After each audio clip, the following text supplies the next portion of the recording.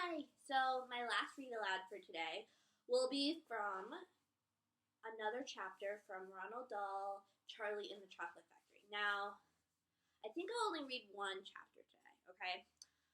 Because my other chapter book, I also read one chapter, okay? So, it'll be a nice short video. So, where we left off, Charlie was reading all about Willy Wonka's chocolate factory, and he was talking to his grandparents, right? And we learn that every year for his birthday, he gets chocolate, and he really loves chocolate. So the next chapter is called Mr. Wonka and the Indian Prince. So I want you to take a second. What do you think is going to happen next? Do you have any predictions? Will Charlie get some chocolate? What do you think is going to happen? Now it's called Charlie and the Chocolate Factory. So, don't know. We'll have to find out, right? Chapter 3, Mr. Wonka and the Indian Prince. Prince Pondicherry wrote a letter to Mr. Willy Wonka, said Grandpa Joe, and asked him to come all the way out to India and build a colossal palace entirely out of chocolate. Did Mr. Wonka do it, Grandpa? He did indeed, and what a place it was. It had 100 rooms, and everything was made out of either dark or light chocolate. The bricks were chocolate, and the cement holding them together was chocolate, and the windows were chocolate, and all the walls and ceilings were made of chocolate. So were the carpets, and the pictures, and the furniture, and the beds. And when you turned on the taps in the bathroom, hot chocolate came pouring out. When it was all finished, Mr. Wonka said to Prince Pondicherry, "I warn you, though, it won't last very long, so you better start eating it right away." Now, why wouldn't the chocolate last very long? What's going to happen if it's out in that hot sun? It's going to melt, right? It's going to all melt, so that's why he's saying you better eat it.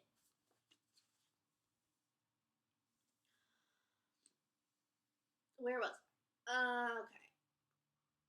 When it was all finished, Mr. Wonka said to Prince Pondicherry, I want you though. I warn you though, it won't last long, so you better start eating it right away." "Nonsense," shouted the prince. "I'm not going to eat my palace.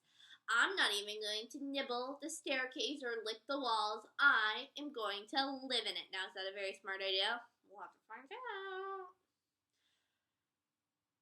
But Mr. Wonka was right, of course, because soon after this came a very hot day with a boiling sun, and the whole palace began to melt. Then it sank slowly to the ground, and the crazy prince, who was dozing in the living room at the time, woke up to find himself swimming around in a huge brown sticky lake of chocolate.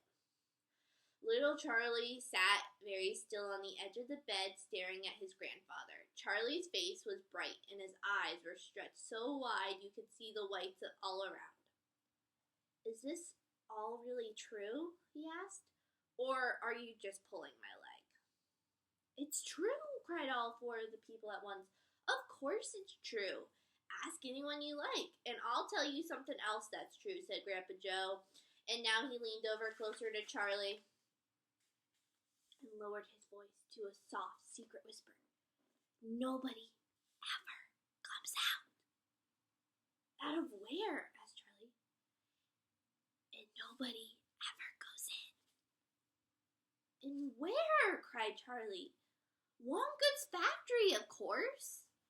"Grandpa, what do you mean?" "I mean workers, Charlie." "Workers? All factories," said Grandpa Joe, "have workers streaming in and out of the gates in the morning and the evening, except Wonka's." Have you ever seen a single person going into a place or coming out? Into that place or coming out? Little Charlie looked slowly around at each of the four old faces, one after the other, and they all looked back at him. They were friendly, smiling faces, but they were also quite serious. There was no sign of joking or leg pulling on any of them. "Well, have you?" said Grandpa Joe.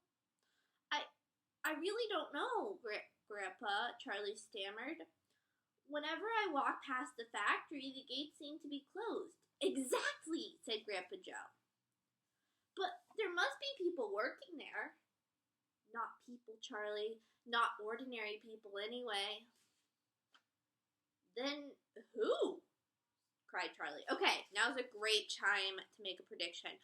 Why? Now, some of you may see the movie, so in that case, you can't make a prediction.